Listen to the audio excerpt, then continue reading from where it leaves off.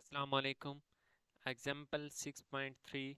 An infinite solenoid n turns per unit length current I is filled with linear material of susceptibility chi m. Find the magnetic field inside the solenoid. अब हम जानते हैं कि अब हमारे पास अगर magnetic field होती solenoid होती थी तो उसका magnetic field within is equal to mu naught N I आता था। उस केस में हमारे पास क्या है, कोई मटेरियल नहीं होता था तो वो हमारे पास म्यू नॉट वो ड्यू टू एयर आ जाता। अब मटेरियल है तो हमारे पास उसकी जगह म्यू आएगा, ठीक है, म्यू नॉट म्यू एन आई। अब देख लेते हैं ये हमारे पास कैसे आया है।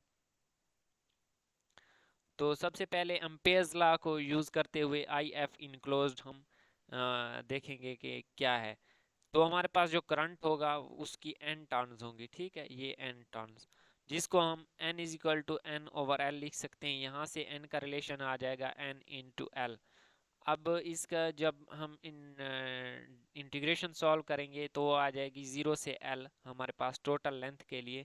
तो H L is equal to N I L. यहाँ से एक्सलरी फील्ड हमारे पास क्या आ जाएगा, N I into G cap direction.